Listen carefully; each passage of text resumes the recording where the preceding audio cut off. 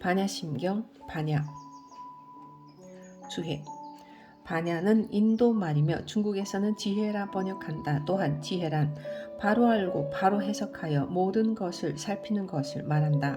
수행하는 사람은 모름지기 지혜의 힘으로 몸과 마음을 항복받아야 하니 제멋대로 놓아두지 말고 정을 익혀야 한다. 지혜에 대해 도가에서는 지혜의 힘으로 모든 마정을 다 항복받는다 하였고, 묘법 연화경에서는 지혜의 해는 모든 어둠을 깨뜨리며 재앙과 풍화를 굴복시킨다 하였으며, 유가에서는 지는 확실하게 삿됨을 깨서 없애고 해는 분명하게 어둠을 깨뜨려 없앤다고 하였다. 강설. 항복받는다는 것이 무엇입니까? 여러분의 마음은 늘 대상을 따라갑니다. 누구에게 나쁜 소리를 듣게 되면 화나는 대로 끌려가고 맙니다. 어쩔 수 없이 끌려가 되돌아오지 못하기 일쑤입니다.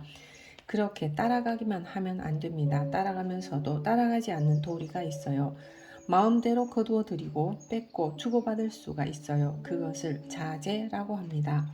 바로 그것이 마음을 항복받은 것입니다. 그것은 사상을 없애 치워야 가능해집니다. 이 세상 사람들은 모두 자기 생각이 있고 자기대로의 눈이 있습니다. 그 척도 안에서 상대방을 저울질하고 비판합니다. 그것을 자기의 주견이라고 하는데 바로 그것이 큰 병입니다. 그것을 넘어뜨리려면 열심히 공부하여 자신의 화두를 타파해야 합니다. 이목고에서는 일체제가 단이라 터럭만큼도 통하지 않습니다. 용납이 안 됩니다. 불긍정이에요. 만약 이목고의 성품이라든지 진성짜리라든지 하는 것이 끼어들면 이목고는 되지 않습니다. 그러기에 별것을 다 갖다 대어도 다 부정이에요. 오로지 이목고 하는 의정만이 필요합니다. 물체를 관한다거나 마음을 관하는 것은 상대적이고 이원론적인 방법 속에 자기가 있고 상대가 있습니다. 그렇기 때문에 거기에서 엄청난 힘이 납니다. 그러나 깨치는 것과는 거리가 멉니다. 의심은 다르죠. 능과 소, 즉 주관과 객관의 일체가 없습니다. 수백 길이나 되는 함정에 빠졌는데 살아날 방법이 없습니다. 시간이 지나가니 배는 고프고 함정 안을 살펴보니 뱀이 가만히 고개를 쳐들고 있습니다. 무엇을 하는 것일까 보고 있으려니 휘 하고 절벽 밖으로 뛰쳐나갔어요. 무엇을 보고 저럴까? 도대체 무엇일까? 하고 깊이 생각하다 보니 자기 자신도 절벽 밖으로 나와 있었다고 합니다. 지식과 학식과 고정관념의 틀에서 벗어날 수 있는 방법은 철저히 돈독한 의심을 지어가는 것입니다. 지혜가 없는 어리석은 사람은 하는 일마다 세밀하지 못하고 세 가지 사유를 즐기지 않는다. 널리 배우고 많이 듣는 데 힘쓰며 강의하고 토론하는 것을 자랑하는 데만 생각이 가 있을 뿐 자기의 생사를 궁구하지 않는다. 다른 사람의 시비를 좋아하고 진실한 도인을 친견하지 않으며 허두선객을 좋아하고 가까이해 성인의 경전을 쓸데없이 짓거리며 마음자리를 찾는 데 힘을 기울이지 않는다. 그런 사람은 명리만을 도모하고 이익을 탐하며 암만만 높아 다만 눈 아래 보이는 시광만 이야기할 뿐 머리 뒤의 일은 생각하지 않으니 이러한 사람들이 곧 총명외도이다. 그래서 고덕은 외도는 총명하나 지혜가 없다고 하였고, 선사는 입으로만 말하고 마음으로 행하지 않는 것은 자세하고 정밀한 자가 아니다 라고 하였다. 유가에서는 또 먼저 몸과 마음을 다스린 후에 가정과 나라를 다스리라 라고 하였다. 강설. 삼사라는 것은 정신의 작용을 세 가지로 나눈 것인데 심려사, 결정사, 동발사를 말합니다. 어떤 일을 행동하기 전에 할 것인가 말 것인가 신중히 생각하는 것이 심려사입니다. 결정사는 어떤 일을 할 것이라고 생각하여 결정하는 것이며, 동발사는 신중히 생각하고 결정한 바에 의해 몸과 말의 동작을 그대로 행동에 옮기는 것입니다. 육아에서는 3번 깊이 생각한다고 합니다. 장사공은 어릴 때는 자란 뒤의 일을 생각하고 늙어서는 죽은 뒤의 일을 생각하여 자손을 가르치고 넉넉할 때는 가난할 때를 생각하여 남을 도와주어야 한다고 하였습니다. 허두선객이란 실제로 공부는 하지 않고 말로만 배워서 하는 선객으로 부처님 경전을 헛되이 말하기만 좋아하는 사람을 이르는 말입니다. 지난번에 어느 교수님이 참선을 하겠다고 와서 이런저런 이야기를 하기에 제가 이렇게 말했습니다. 당신은 참선을 할 수 없습니다. 왜 할 수 없습니까? 참선은 지식이나 학식으로 되는 것이 아닌데 지식이나 학식 그리고 서양의 합리주의로 모든 것을 풀어가려고 하니 안 되죠.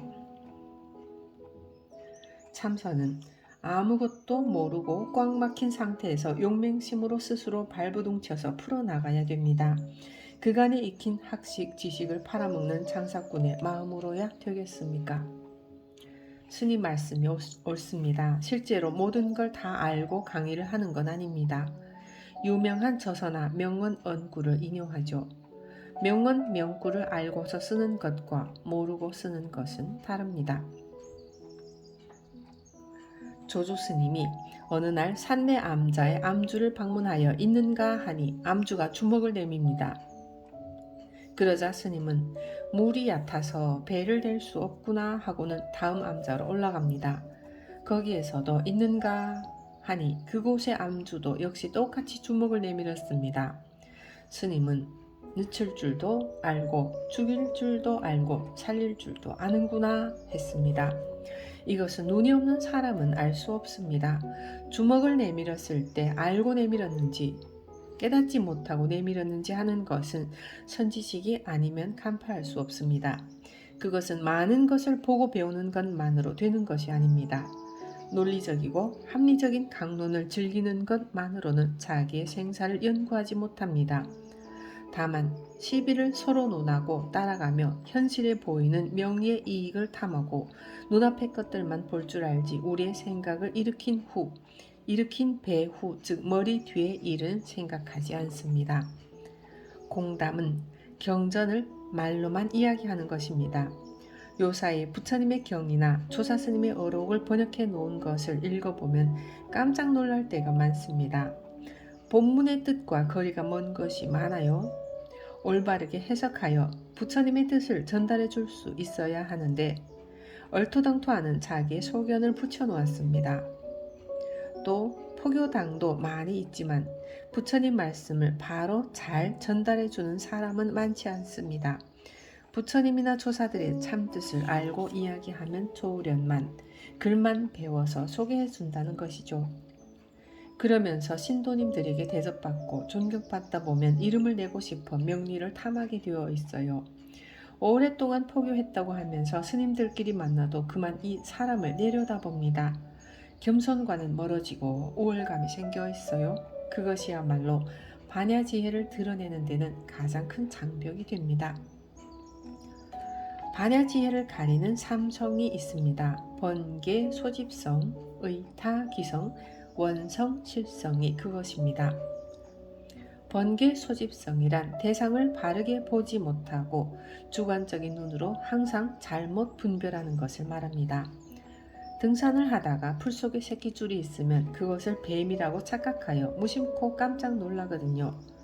왜 그것을 사자라고 생각하지 않고 하필이면 뱀이라고 생각하고 놀라겠습니까? 우리들의 두뇌 속에 뱀은 길다고 미리 입력된 것이 있기 때문입니다. 이처럼 우리 모든 중생에게는 미리 입력된 것이 있어서 거기에 비추어 모든 바깥 것을 판단합니다. 중생의 착각이죠.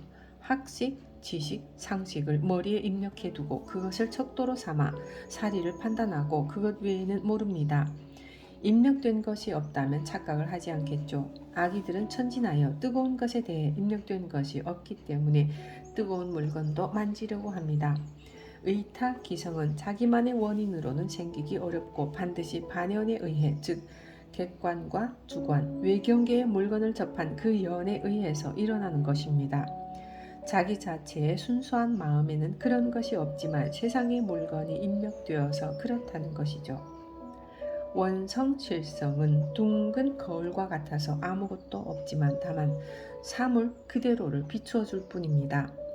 공부를 많이 하면 거짓말을 하지 않습니다. 남이 배꼽을 쥐고 웃는 일이 있다 해도 내가 했다 그렇게 인정하면 업이 쌓이지 않아요. 그대로 밖으로 드러내버리면 업이 없어집니다. 여러분들에게도 어떤 일이 정면으로 딱 지적하여 그렇게 하면 되겠습니까?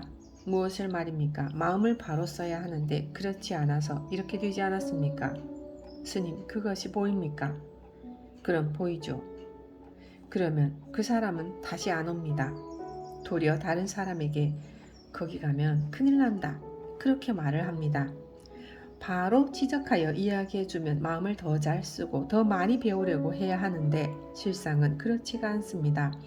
자기만이 알고 자기만이 숨겨놓은 비밀인데 상대방이 찌르면 그것이 그 사람에게는 치명적이고 너무 싫은 것이 됩니다. 실제로는 그 사람의 업을 벗겨주고 깨우칠 수 있는 길로 인도하는 것이어서 1000번, 10,000번 절을 하고 감사할 일인데 아이쿠 하고 놀라서 경계를 합니다. 주해. 또 지혜 있는 사람은 일을 행하며 편안하고 침착하며 거동이 조용하고 급한 것을 좋아하지 않는다. 인과를 알고 죄와 복을 돌아볼 줄 알며 선지식을 가까이 하고 지인을 참배하여 묻고 성명의 근원을 알고자 한다. 생사대사를 연구하고 심신을 지어하여 굴복시켜 정신을 거두어 들이니 생각마다 도가 있고 호흡이 진리에 돌아간다.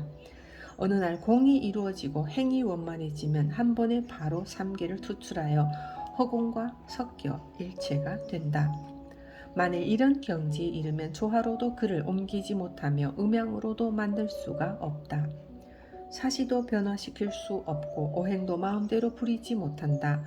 귀신도 얽어맬 수 없고 겁화도 쉽사리 무너뜨리지 못한다. 이렇게 되면 소요자제하여 물질의 얽매임을 벗어난 한가로운 사람이 될 것이다.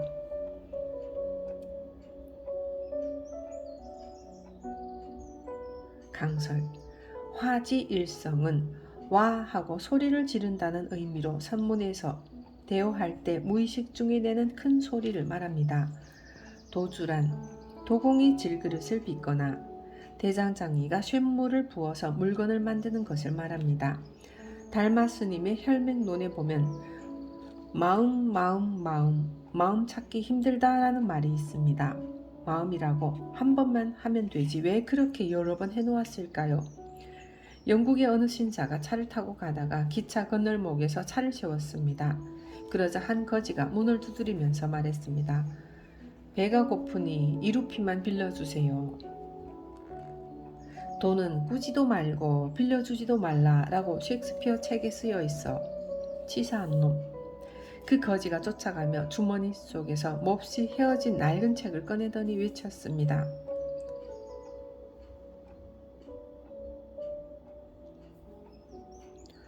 D.H. 로렌스는 말했어. 마음을 경계하라. 마음은 아무것도 모르면서 계속 쓰이며 이 세상의 모든 것을 아는 채 한다. 마음은 사기꾼이다. 그런 현상을 직시해 통찰한 것이 이것이다. 너는 이것을 아느냐?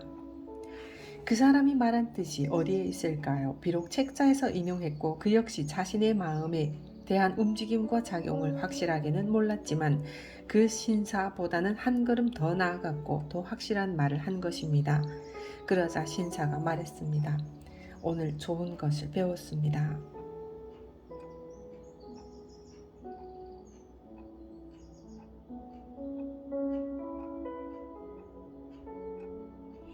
이 사회, 이 세계의 모든 현상은 상대적인 원리를 떠나 생각할 수가 없습니다. 바깥 경계에는 5가지 대가 있어요. 하늘과 땅, 해와 달, 밝은 것과 어두운 것, 음과 양, 그리고 물과 불이 그것입니다. 그리고 법과 상의 대에는 12가지가 있습니다. 유의와 무의, 유색과 무색, 유상과 무상, 유루와 무루, 색과 공, 움직임과 고요함, 맑음과 흐림, 범부와 성인, 승과 속, 늙음과 젊음, 큰 것과 작은 것, 긴 것과 짧은 것, 그리고 높음과 낮음이 그것입니다. 또한 자성을 일으켜 마음을 쓰는 데에는 19가지 대가 있습니다. 삿된 것과 바른 것, 어리석음과 지혜, 어지러움과 안정, 계율과 파괴, 직과 곡, 실과 허, 험난한 것과 평탄한 것, 번뇌와 보리, 자비와 해침, 기쁨과 성냄, 보시와 인색, 나아감과 물러남, 남과 없어짐, 항상함과 덧없음, 법신과 색신, 화신과 보신, 본체와 작용, 그리고 성품과 모양이 그것입니다. 이 36법을 알고 쓰면 경전의 가르침을 바로 꿰어서 쓰는 것과 같으며 출입의 두 가지 변을 여의고 자성자리를 바로 쓴다면 격 외에 사람이라 볼 수 있지만 만약 모든 모양에 집착한다면 삿된 견해를 일으키는 것입니다. 어떤 것이 보리입니까? 바로 내가 보리이다. 무엇이 보리입니까? 번뇌가 보리이다. 어느 것이 부처입니까? 하수도에 흘러가는 물이다. 기왓장이 우수수 부서졌다. 부처님은 밝고 깨끗하고 지혜가 있고 엄청나게 커서 무한합니다. 따라서 기왓장이 부서졌다, 시궁창에 흐르는 물이다 하고 말하는 이러한 것은 법을 바로 가르쳐주기 위한 소리입니다. 이러한 한마디에 바로 깨달아야 합니다. 중생을 알면 바로 부처를 안다고 했는데 그래서 보리는 깨달음이요 대승의 진리인 것입니다. 제 아무리 악한 사람이라 해도 어머니의 품은 그리워합니다. 그리고 항상 고향을 그리워합니다. 내가 태어난 고향, 우리 마음의 여러 가지 잡다한 번뇌망상이 없어져서 참으로 깨끗한 마음의 자성자리, 그곳은 편안하고 따뜻한 어머니의 품 안과 같으며 봄과 같습니다. 부처님은 상대를 자비로 녹입니다. 부처님을 만나서 제도되지 않는 것이 없으니 독사조차도 부처님을 만나면 독이 없어져 순한 동물이 됩니다. 부처님 자신이 독이 없기 때문입니다. 그러나 여러분이 산에 가면 짐승이 먼저 도망을 갑니다. 여러분에게는 잡으려고 하는 살기가 있기 때문에 짐승이 먼저 알고 도망을 가지만 뱀과 귀신 또는 어떤 우주세계의 악한 귀신이라 할지라도 부처님은 멀리하지 않고 다 절을 합니다. 이렇듯 시간과 공간을 뛰어넘고 물질을 뛰어넘은 사람은 영원한 봄이며 열반입니다. 한 조련사가 있었는데 사나운 짐승들을 잘 길들였습니다. 다른 사람들에게는 물려고 으르렁거리던 짐승들도 이 조련사만 가면 꼬리를 흔들면서 좋아합니다. 어느 날 왕이 불러서 물었습니다. 어떻게 그렇게 사나운 짐승을 잘 길들이는가? 폐하께서는 나라를 다스리면서 그것을 모르십니까? 무슨 말인가? 저는 짐승들의 비위를 거스르지 않습니다. 제때 먹이를 잘 주고 그들을 존중해주니 저에게 무릎을 꿇죠. 지혜 있는 성자는 모든 중생의 비위를 거스르지 않으며 중생의 마음을 녹여 없애줍니다. 부처님이 그렇습니다. 부처님이 중생을 제도하는 것은 일체 중생의 비위를 거스르지 않으면서 그 사람을 진실한 자비의 문에 들어가게 하는 것입니다. 여러분 자신 속에 들어있는 이런 마음을 쓸 수 있는 것을 개발해 나가야 합니다. 그러면서 사업도 잘하고 장사도 잘하고 가정생활도 잘할 수 있습니다. 바로 그러한 것이 말 없는 가운데 말을 하는 것이고 줄 없는 검은 고를 타는 것이며 구멍 없는 피리를 부는 것이고 겁 밖의 사람이 되는 것입니다. 사람은 늘 바쁘고 쫓기듯이 살고 있으며 불안해합니다. 그리고 공포를 느낍니다. 오늘 직장을 무사히 잘 다녀올 수 있을까? 우리 애들은 학교를 잘 갔다 왔을까? 우리 남편은 직장에서 문제가 없을까? 혹시나 외도는 하지 않을까?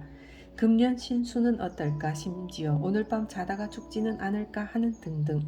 여러분의 일상생활을 잘 살펴보세요. 일생의 대부분은 불안하고 초조하며 걱정 없이 좋은 때는 극히 적습니다. 그리고 생각해보면 가족이 나의 안전을 보장해 줄 수는 없습니다. 남편이 아내에 그리고 부모가 자식이 나의 안전을 보장해 줄 수 있을 것 같지만 그렇지 않습니다. 삼엄하게 경계하고 안전장치를 많이 할수록 오히려 더욱 불안해지기만 합니다. 그렇게 하면 할수록 불안한 것이 더 터져 나오거든요. 그렇다면 불안해하지 않고 멋지게 잘 살 수 있는 길이 과연 없는가? 있습니다. 그것은 겁 밖의 봄, 내 마음의 고향 마하바냐에 이르는 것입니다. 이것만이 여러분의 안전을 지켜줄 수 있습니다. 바로 이것이 물질의 얽매임을 벗어난 한가로운 사람입니다. 물질의 얽매임을 벗어난 한가로운 사람을 보고자 하는가? 육군의 머리에 항상 출입한다. 아주 가까이 있긴 하지만 서로 친하지는 않다. 차간에 보되 실패하지 말지어다. 알겠는가? 지혜와 총명은 두 갈래 다른 길이니 총명은 지엽이고 지혜는 뿌리와 싹이다. 만약 어리석음을 고쳐서 지혜가 나면 오래된 고목에 저절로 꽃이 피리라.